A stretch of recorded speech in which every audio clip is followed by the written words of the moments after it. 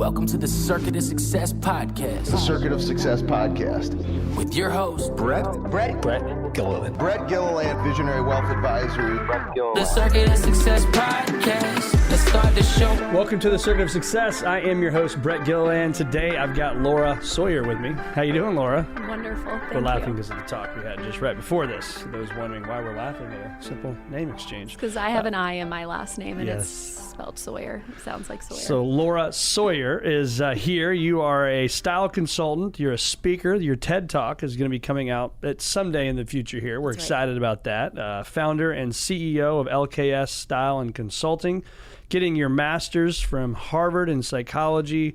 You have other events that you put on. I mean, you're doing a lot of stuff. I was introduced to you by a mutual friend of ours, Kristen Johnson. We'll give her a shout out and say thanks to Kristen for the introduction. And we are here. But before I get started with all my questions, I always like to start with what made you the woman you are today? Oh, what made me the woman I am today?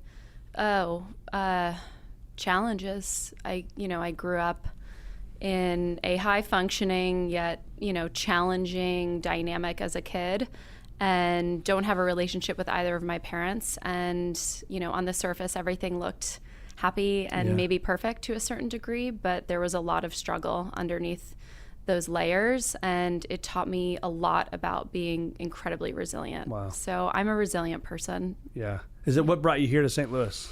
Because you Love. grew up on the, okay. We go from challenges to love. Yeah. Love brought me to St. Louis. My husband, Mark, we both are entrepreneurs. He came here 20 years ago to go to WashU. He and I are both from New York originally. He grew up in the city. I grew up just outside of New York City in southern New York State.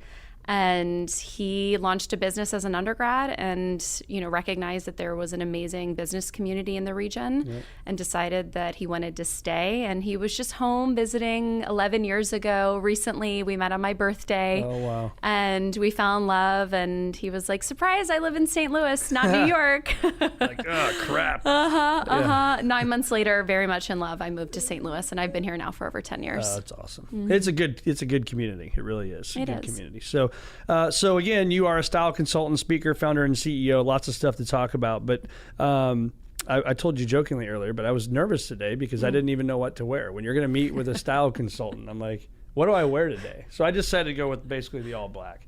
So hopefully it works. We both got the memo. We didn't even talk about this, but we both showed up in all black. So I hear it all the time, though, so nothing to be nervous about. So I'm not the only one that was nervous? Okay, very that's normal. good. That's good. I'm going to ask you this question, kind of a very open-ended question, just like the first one was. But what is style? How do you define style doing what you do? Sure. Style, first of all, is not the same thing as fashion, and I think that those words often get, used interchangeably. Yeah. Style is really about who you are at your core. And what that means is it not only represents the clothing and the things that we adorn our bodies with, it's how we style our hair, it's if we wear glasses, it's our beauty and grooming habits. And style ultimately is communicating your personal, gender, cultural, religious beliefs, and coupling all of those elements I just said before together and helping you show up in a way where you are articulating who you are confidently while also knowing how to read the room that you're walking into. Unbelievable. So is that an opinion, or is that like science? Would science say there's a style definition, or would they? That's a great question. I think that the answer to that question is probably still being carved out from a scientific perspective, because the field of the applied psychology of fashion and style is a fairly young field within the last 15 years, which is what I'm studying in my program at Harvard. At the same time, there's a definition of what style is. And, we see it from an industry perspective. We see it from a behavioral perspective. So it really is a combination of all these things. So it's both. That's all right. So what's changed since COVID? So there's obviously the pre-COVID. We talked about this. So through the lens of style? Yeah. I mean, it's different, right? A lot has changed.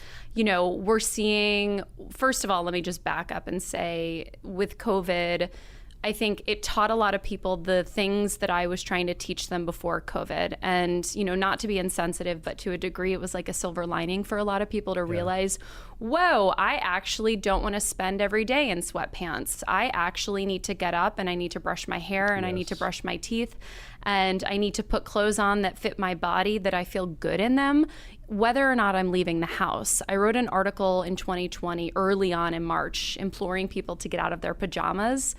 not for the sake of denying comfort, right? Yeah. We all want to be comfortable, but to establish delineation in our day. And there is science associated with this from a neuroscience perspective, where when we create different elements where we're putting an end and a start to certain aspects of our day, it can actually help us function better. And some science supports this in saying that it can actually help us be more effective and happier as we move through our days. So that's funny. Legit. It's funny you say that. I remember during COVID, I would literally still put on a nice dress shirt and a pair of pants, and Sure. it may not even have shoes and socks on or whatever, right? You're at home. But Right. it's like, but it did. It made me feel more confident. It made me feel better. And then I could go upstairs and put the sweatpants on later, right? Right. So, I mean, I do work. Admittedly, I work from home on certain days. My business is, headquartered out of my house. And on days where I'm strictly at my computer, I've got a nice sweater on top, and I have no shame with putting on like a nice pair of leggings. Yeah, I'm in absolutely. my Birkenstocks. So, you're still feeling I'm good. only zooming from midsection up. I am feeling good. And I'll say lastly to that point too, from a change perspective, people realize ultimately that we need to take good care of ourselves so that we can be happy and live healthy and all these things. And sometimes we're exhausted and we don't want to make the effort, but the value emphasis is put on being intentional with how you show up. Yeah. The is there psychology behind that? Like from a standpoint of, and this is gonna be stupid, but I was just on a guys golf trip. There were 16 of us, and this is me being very vulnerable here, and I'm gonna get help from my buddies. But like, we had really ugly golf shirts given to us by our team captain. Okay, Pete's his name. Pete maybe hear this, and I joked with the guys, and I said, look, part of going to the golf course is looking and feeling good too. And now I feel like crap in this ugly golf shirt. Thankfully, it ended up being a little chilly, so I got to wear like my little hoodie golf sweatshirt thing, and so I didn't have to wear the golf shirt.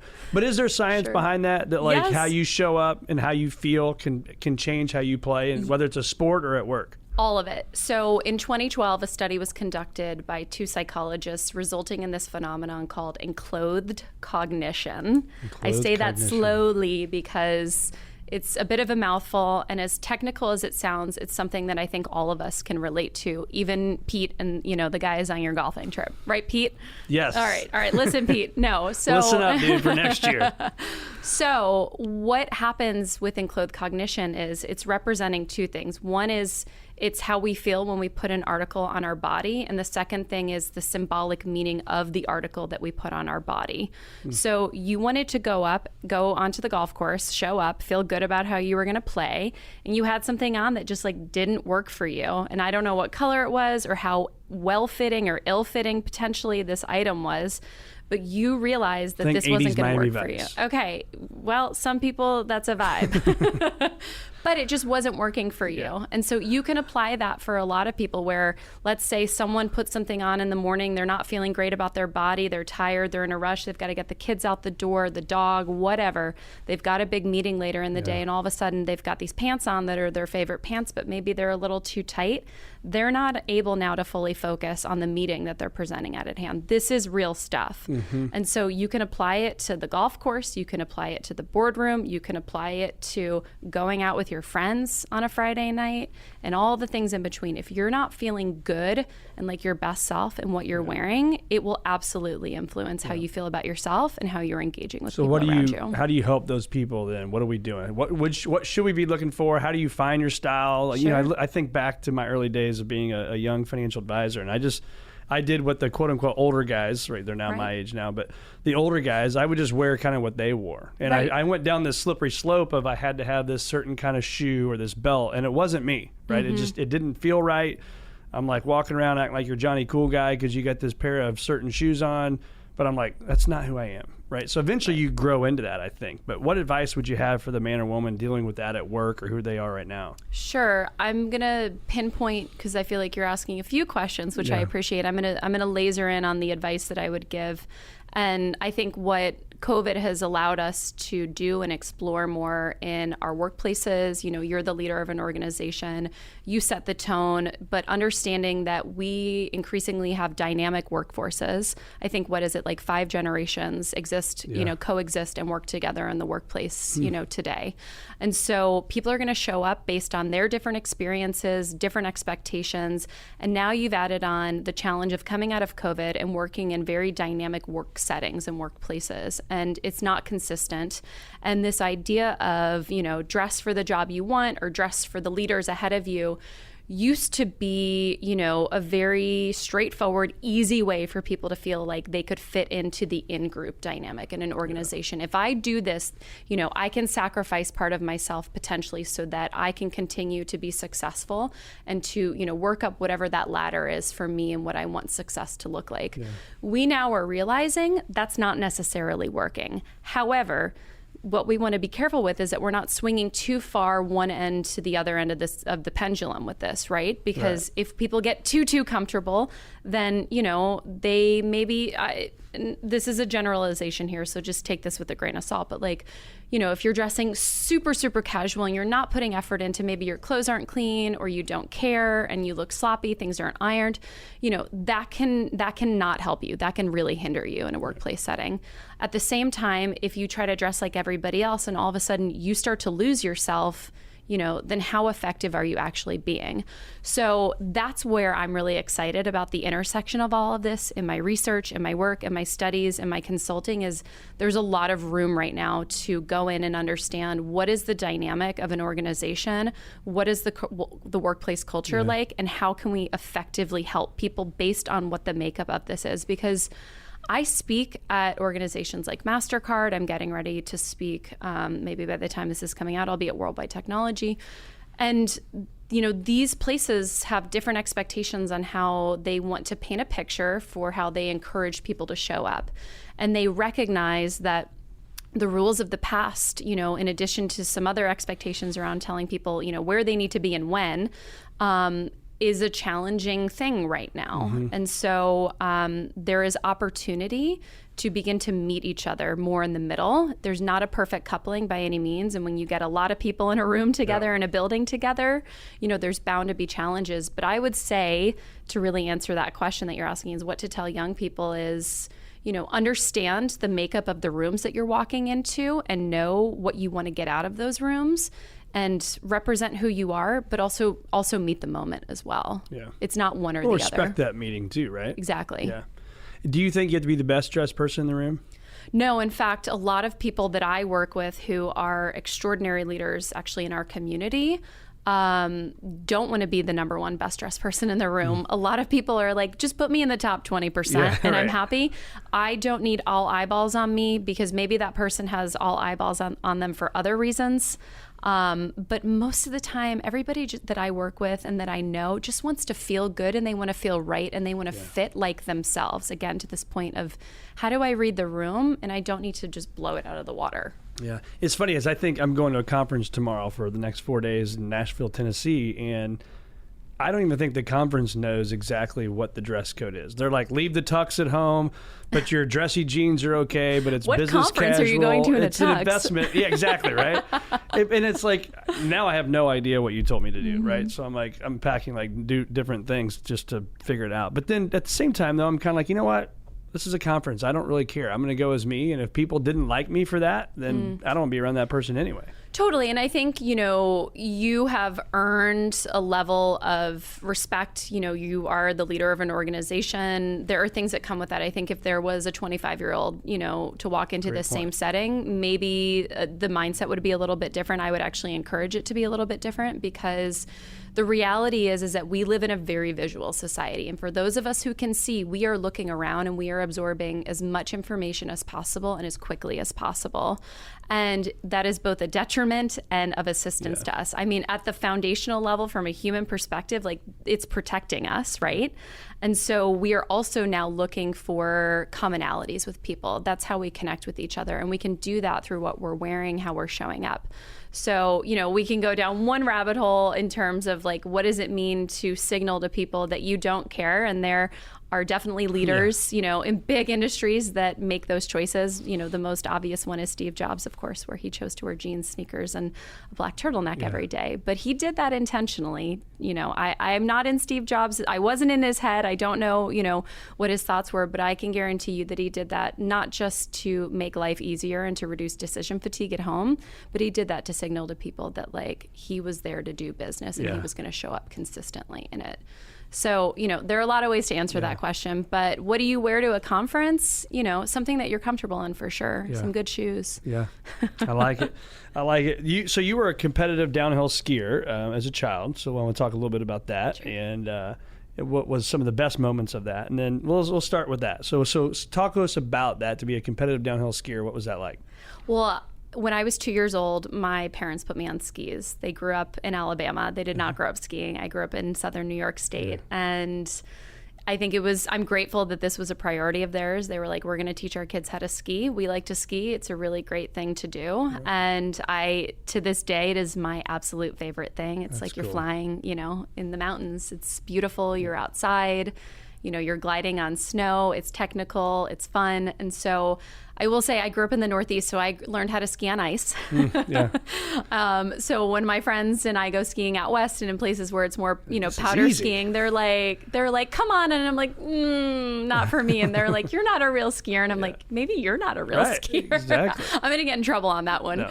But, when I was in 8th grade, I have 2 older brothers, and they're very competitive. I am a very competitive person by nature, and it only, increased that desire in me because I had my brothers who were older sort of setting a tone and pushing me. And I remember I was skiing that day in 8th grade, and they had practice on the mountain, and the coach saw me, I guess, go by and was like, who is that? Does anyone know who that is? And this was a small community mountain. And my brothers were like, oh, that's our sister Laura. And they were like, next time she's up at the top of the hill, like, let's have her run some gates and see what happens. And so that really set me up to start to do downhill skiing. And I was a slalom and giant slalom skier. Oh, wow.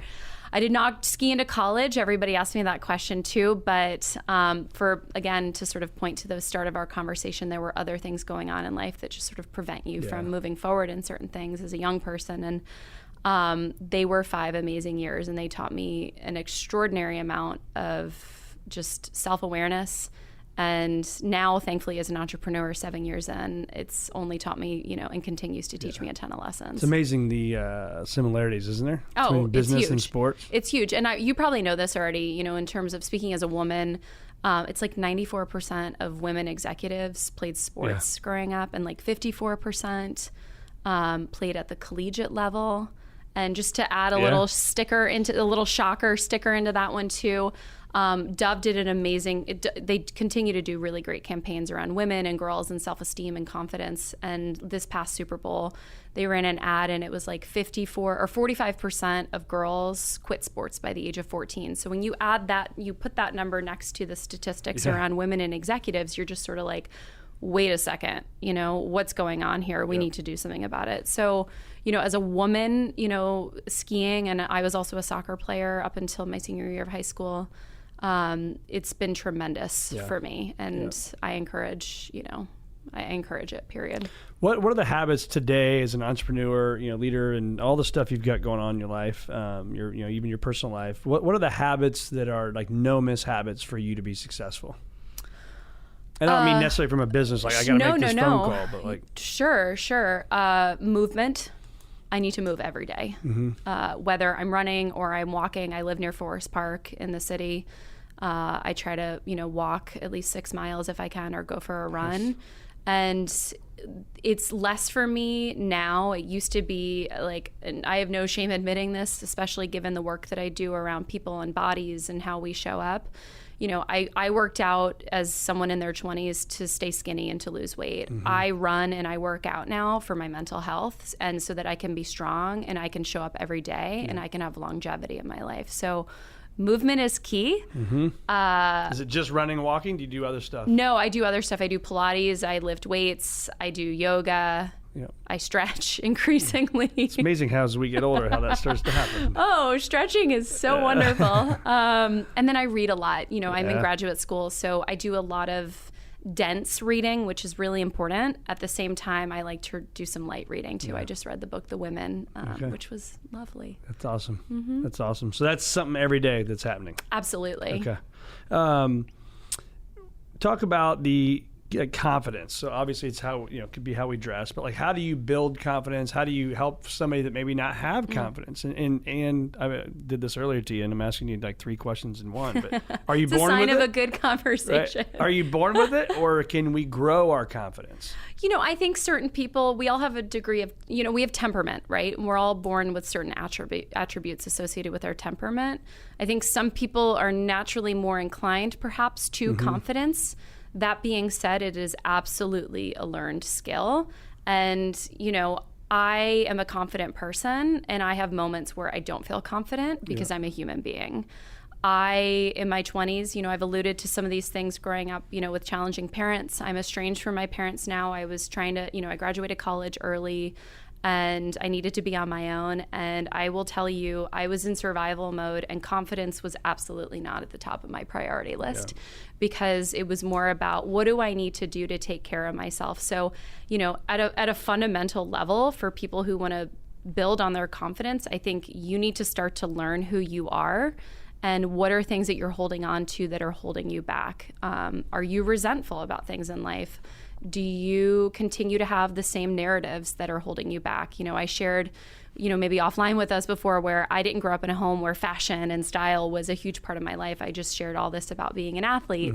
And I had divorced parents. And this idea for me in my 20s, I had this message over and over in my mind was, you don't have the pedigree to work in fashion. You can't do this. That obviously shifted. So, part of it too is like understanding what are the subconscious narratives going on and what are humming in the background. And you have to get really clear on that. It's the same process that I do with people in their closets, which is we need to remove the noise physically in order to reduce the noise mentally. So we need to get rid of the stuff that's causing you. And some of this stuff in your mind may seem like, no, this is working for me. It's safe. It's familiar. I encourage people, if you want to grow in your confidence, you need to examine that very honestly, because it just may not be helping you. How do you do that though, right? Because it's easy for you to sit here and say it now because you've done it, but you've been in dark spots, and there was a choice. There's a fork in the road, right? It could go this other way, or it could go this way, right? How did you personally do it?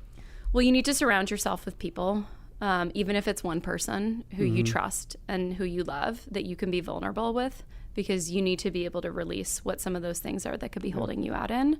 The second thing I would say is spend some time with a notebook and just write some things down and be really honest with yourself. And the third is be prepared to fumble and fall. Yeah. Because the only way to build confidence is to make mistakes and to do them over and over again until they no longer are mistakes.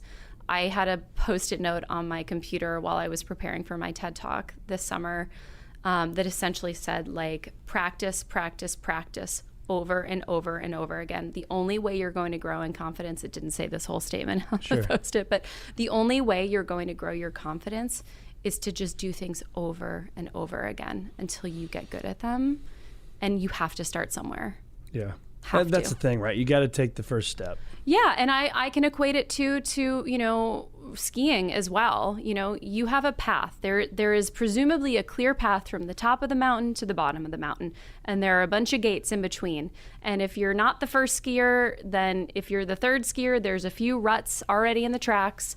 And you essentially are going to follow those tracks, but not to the T, not to the point, because you could clip something too high on a turn or make a turn too late or too advanced, and it could completely, I'm trying not to use a foul word right now, it could completely just F up the entire rest of the run. And I think you have to be willing to take that risk, knowing that you've studied it, you understand it, but you have to be willing to take that risk, knowing that there's a potential that you're going to fall. Yep. Because if you don't, then you're just completely stuck in this paralysis statement, and that's how you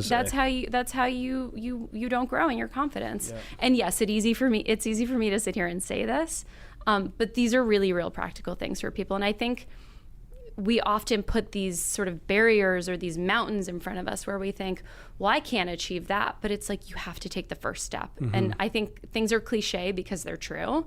And that is a cliche true thing. You have to take the first step. And if you fumble the first time, you've got to get up and keep going again. Yeah, and I think the non-action gets more non-action, right? If you're laying around. And then it becomes familiar, right? It's like, I have ambitious goals for myself in life because I want to live life to the fullest, and I have ambitious goals in my business.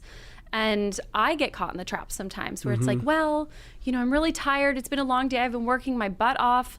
I want to go home and like sit down and like binge this Netflix show. Yeah. And like sometimes that's okay. We just need a little bit of like freedom to do the things that we need to do. But like when that becomes a really easy habit over and over again, we're now wiring our brains to think like, this is me making healthy choices to do positive things for myself. But actually it's holding me back from these bigger goals.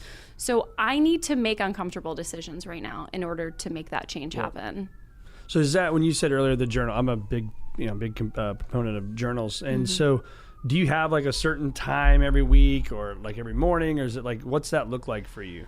Yeah, I mean, I'm not consistent with it daily. Yeah. So if I'm in a hurry, if I'm in a rush, or I've got a lot going on, or I've made excuses for myself to get the day going, because I work at the pleasure of my clients, and a boundary, boundaries are important in any aspect of life.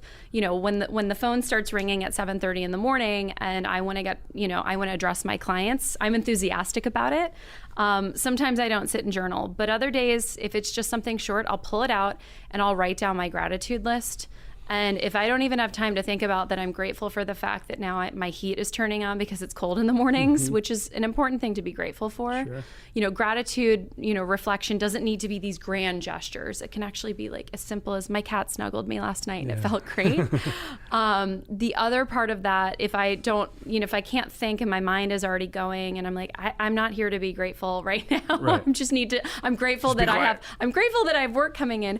What I will do is I'll do my really quick daily vitamins, and I'll say like, Laura, you are beautiful, brilliant, and bright, and those are my vitamin B's, and on with the day. I love it. And so those are really powerful things, just like the way that you show up can influence how you think and how you feel. The way we speak to ourselves does the same thing too. And thankfully there is very much increasing research around this, which I am delighted to see because it is a real thing. Yeah. My kids are, they're now 19, 17, 14, and 10. So they've been hearing this their whole lives. But it's like, I remember, I don't know why, sometimes you have those moments you just remember for your whole life. One of my kids being real little, and like they said, they can't put their seatbelt on in the back, right? And I remember looking back and saying, if you think you can, you can. If you think you can't, you can't. Right. And for some reason that just stuck with me, and it's something I've always done with the kids, right? I didn't create that saying, obviously. I don't know who said that, but I think it was maybe Henry Ford, maybe. But that's so true, isn't it? When you think about, if you think you can, you can. If you think you can't, you can't. 100%. And I do believe that is attributed to Henry Ford. I had a job in college where I was interning for a family that I babysat for. And he actually, a very small sort of like family office firm that he ran out of his home. And on the side, he was also a jazz musician. And my job that summer was to research potential venues for him and his band to play music in the tri-state area in New York. And I'm sitting there and I'm wondering like, what does this guy just like call these places up and like ask if he and his band can perform? Like, don't that's not how this works. Like they get, you get called because, you put your music out there and you get invited to show up. And that was when I had this aha moment, and I had this amazing conversation with him, which is essentially what you're saying. And he's like, Laura, you create the life that you want. You get to pick and choose. There's all these constructs, there's all these walls that are put up, and some of them are there to protect us, others are not. And part of it is to, create establishment and communities and cultures, and environments and workplaces. But know this, you have a voice and you get to make the life that you want. And that for me was such an extraordinary moment because, in this path of mine where I was sort of losing out on parental support to help me thrive, I was finding it in other places, which is a huge part of why I'm successful today. And that for me has always stuck with me. And I'm like, everybody is capable of this. You just have to get out of your head. And easier said than done, 100%. But that's where the discipline and the consistency of it and the fumbles, you're going to have a lot of fumbles. And that's what keeps people preventing themselves from moving forward. Yeah. But like, you have to work through that. Yeah. I have an expression. Can I use another curse word? You It's can a use bad any one one. you want. I say to people, whether we're going through, any sort of, emotional or mental, psychological pain, where I talk to friends, just about supporting them and things that are going on in their lives. And this applies, I think, across the board. You have to walk through the shit to get out of the shit. That's right. Period. Yep. And that is one of my mantras. Well, it's funny you say that, because I had a guy when I was early on as a young financial advisor, and he was super successful. And the guy's like, you got to eat the shit sandwich. And I'm like, what are you talking about? He's like, you're going to have to do things in your day you don't want to do. He's like, you can savor the shit sandwich all day long, or you can just freaking eat it and get it over with, Just right? get it over with. All right. So then that's why, to this day, I still focus 90 every morning. I spend 90 minutes focused on the things I got to do to win the day. Once that's over, now I can go let the day happen and go to my meetings, let emails come in and stuff like that, right? Absolutely. But you got to do the stuff that you don't want to do. And most successful people, they don't want to do it, but they do it. Well, I think it teaches you a lot about who you are, and it also teaches you a lot about people as well. When you realize that, like, we all have to do the shit, and if you want to come out of it, then you need to go through it, not around it or avoid it. Yeah. And, speaking from, to young people a lot, I do a lot of speaking at, colleges and some high schools in some cases too, around, what does it mean to show up, and what does confidence look like? And, I don't use shit around, kids, obviously. But in other words, I will say to them, I'm like, this doesn't just get handed to you. You have to work for it. And this goes back to my skiing analogy, as we know, with any sort of, what you learn in sports is like, you have to work for it. Yeah. And you have to start at the fundamentals. And from there, you can build and keep going. But it doesn't just get handed to you. Yeah. And it looks easy, right? I think Roger Federer said, this isn't verbatim, but there's some quote where he's like, I'm so sick of people who are like, saying, oh, you make it look so easy. And he's like, if only you knew like the blood, sweat, and tears that went into this for years. And we have to, I think, remind ourselves, all of us, that when we look around at the people around us, it doesn't just happen. No. It doesn't just come easily. There are stories, there are experiences. These are learned experiences. And I really value that a lot. And that has allowed me to have a lot of compassion when I work with people one-on-one. Yeah. The Federer thing, I thought you were going to go down another quote. One of my favorite ones is, I don't know if you've heard this or not, but it was something like, and again, I'm going to butcher it, but it was like he won 83% of his matches or something like that. Have you seen this? Well, I watched the documentary, which was great. I don't know where I even Maybe read it was from but there. it was like 83% of his matches he's won, but he's only won like 54% of his points. So you think about like it's like, oh, you've won all these Grand Slams. Yeah, but you don't understand the freaking grind of beating that guy by 1 or 2 points. Absolutely. Just to win 85% of the matches. Absolutely. Right? Like that's what people don't understand. Like it Life was a grind. is hard. Life Yeah. is hard. And the gift of life, there are many, but the gift of life is the opportunity to have the hard stuff thrown at you. Yeah. When the days where I'm like, I'm exhausted, and this is not me encouraging burnout culture. Let me just be clear by saying that. But the days that I'm tired, I'm just like, I'm so grateful I'm tired. That means that like I have opportunity and I'm doing really extraordinary things. So like, go do what you need to do to rest, go recover, go for a walk, go hang out with my husband, Mark, go snuggle my cat. Like I said, go do the things that you need to do and then get back to it. Yep, that's right. So the word choice for me is, I don't know why, but it's probably one of my favorite words, because everything we're talking about is a choice, right? You can choose to get up and be a victor. You can choose to stay in bed and be a victim, right? And so when you hear the word choice, what comes to mind for you? Intention is another word that I would tether to the word choice. I think just to elaborate on what you're saying, yes, I can choose to, repeat this strategy that I have for my business. This is where I'm going in this direction because that's a great open-ended question again. But I can choose to continue to do the same thing over and over again and think, oh, this is my bread and butter. Everything's working out for me. I'm just going to continue to service clients, which is great, by the way. Or I'm going to go and I'm going to push harder on something that I want to do. And that is I'm going to go back to graduate school. Yeah. I'm going to go and speak and put myself in uncomfortable situations. When I talk to a lot of people about public speaking, of course, it's like, I think the number one fear that we human beings have. And people are like, you're so confident when you walk out on the stage. Well, I'm like, no, I get nervous because I care before. But I choose to do this thing so that I can put myself in uncomfortable growth situations because I want to live my life to the fullest based on, again, sharing a little bit about growing up, I'm going to say this with humility, but I'm fired up, so it may not come off that way. But like, I've always felt like I had something special in me, that I had something to share. And I do not want to choose to let that go. Yep. I want to choose to let that shine. So that's where choice applies to me. Yeah. I love that. And you're leading me right in. I wrote it down, and then you said something like about the walking on stage. And somebody just said this, somebody that works for us, actually. They're like, I had no idea the anxiety you dealt with. Right? They see me walk down the hall like this confident person, but yet I was very vulnerable on a recent podcast about my anxiety growing up and even in my young adult life, and actually speaking on stage in front of like 4,000 people one time. And I literally was getting sick, like vomiting, right? Literally getting sick. And they're like starting to introduce me, and I'm like, oh my God, I got to walk out on stage. And I just got up there. They had the Eminem "Lose Yourself" song playing. It's like, oh my God, here we go.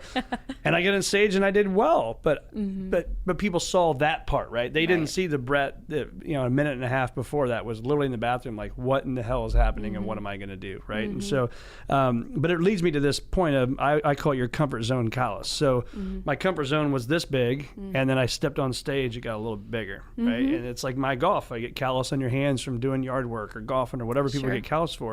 We have to step outside of our comfort zone, and then it gets bigger, and then it gets bigger, right? And so when you hear that, tell me more. Well, I think that goes back to the conversation we were having about growing your confidence, and you've got to step into something for the first time and then choose to step into, the next place that you're walking into in that same domain. And that's where it allows you, I think, to fumble and to grow.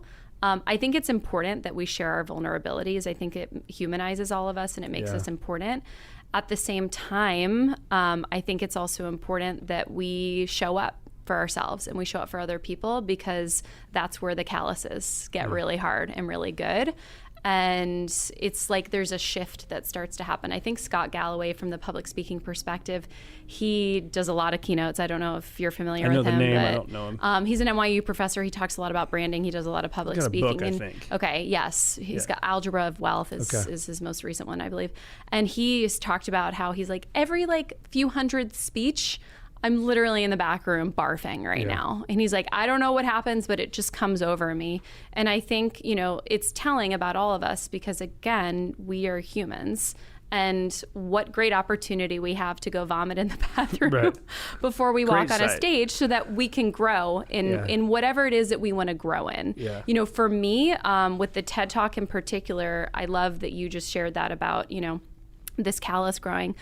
I was backstage and I was definitely panicked. I was very nervous. There's no confidence monitor. I have no notes. This is 15 minutes of fully memorized speech that is like all about brevity, right? Every word counts. Wow.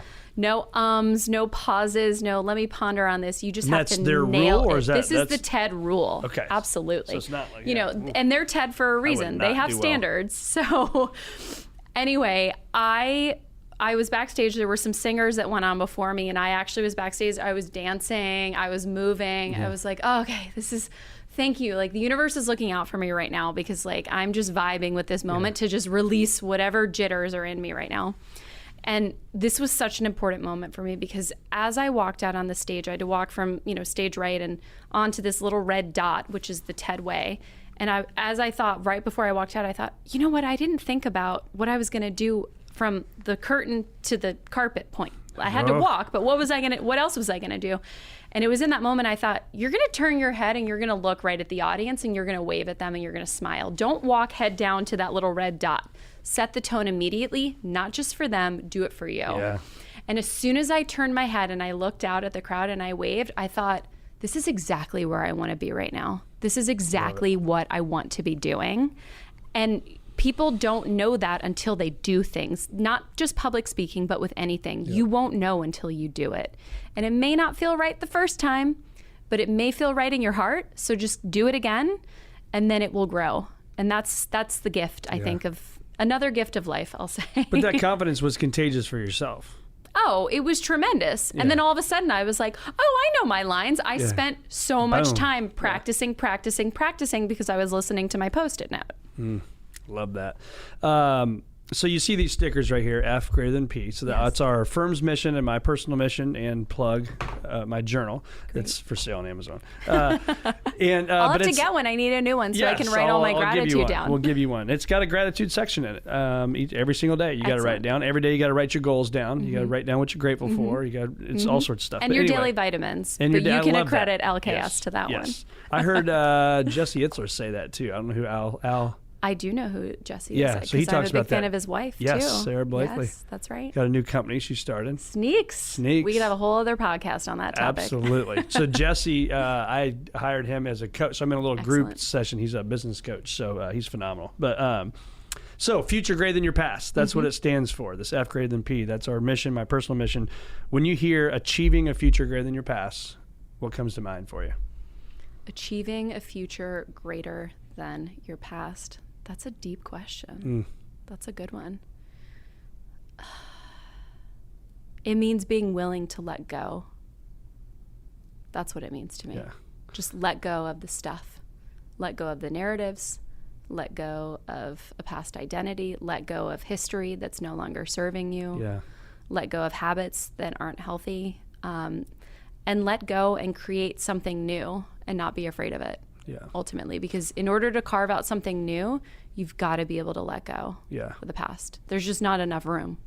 I don't know why in the hell I'm thinking this way, but when you say that let go, I'm seeing two boats and somebody's holding a rope, holding them together, and it's like literally letting go, right? Yeah, like, it's that easy, actually. And I think the achieving your future greater than your past, I say this a lot, is it doesn't mean your past is bad, right? No. But like, so we had two different pasts. I grew up, I'm close to my parents, right? And you've said you're not. But it's yet what you choose, right, to do and how you've chosen to let go. Right. And so somebody that's struggling right now, what advice would you give to let go of that rope? Paint a picture for what you want it to be. And then go do small things every single day to work towards that. I love that. And was that easy, you said? It takes time. Yeah. But it becomes easy. Yep. Absolutely. I love it. We're getting to deep thinking here. Now we're gonna lighten the mood a little bit. Closets. You get to see a lot of closets. That's pretty deep thinking, actually. So you walk into somebody's closet. How should our closet feel? Right? Because that starts your day. It's one of the first places you go, right? Yes. So, think about your environments that you're in. Your environments affect how you feel, how you think, how you perform, how you show up, how you are not doing some of these things either. And so the closet is the same space. I talk a lot about this. Closets are probably one of the most vulnerable spaces in our lives. You get naked in your closet. You look at yourself in the mirror in your closet. In some closets, you're changing your clothes. You're criticizing yourself in your closet. Old habits, old thoughts are coming up in your closet. You're in a rush in your closet. The list goes on and on. It's a lot of stuff. It's a lot of stuff. And you start your day often in your closet. And it's one of the first things you do. And I talk a lot about how, getting dressed is like brushing your teeth. And it's such a ubiquitous thing that we don't even think about it sometimes. And we go into autopilot mode. But you need to make sure that you've got organization in your closet set up. And I'm not talking about a perfectly curated, beautifully built out closet here with the perfect drawer and shelf and rack for all the things that you need.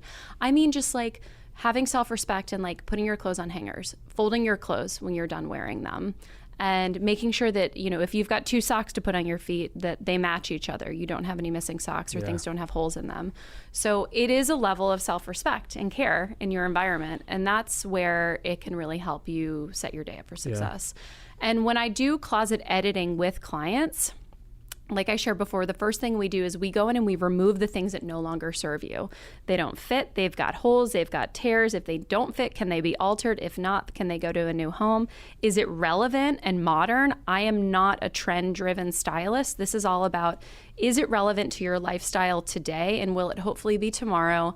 And does it fit into the things that you need? What boxes do we need to check? Because not everybody needs a white button-up shirt. Not everybody needs a blazer. Not everybody needs a pair of high heels. I mean, you can fill in that list. It's so personalized for people. And we just need to understand what is there to serve you, what is not there to serve you, what can we get rid of, and how can we hone in on those specifics before you build from there. It is funny because we have 4 kids, so there's lots of laundry, and so it's like that's one of my wife and I's things. Sure. It's like you set them on the island in our kitchen. That'd be bad. And set them on the island in our closet. It's like, but put them away fast because when you walk in and there's that clutter, it doesn't feel great. It doesn't feel great. And before I write a big paper in school or before I give a big talk where I'm maybe updating my presentation, I clean my office. I tidy things up. Because if I don't, then it leaves things unresolved. Right. And it just creates a lot of fuss, a lot of noise. So it is important to put your clothes away. Admittedly, some days, I don't put my pants away. I just toss them over the chair. That's okay. Just don't let it accumulate. Yeah. Like people's treadmills can accumulate for the holding clothes, right?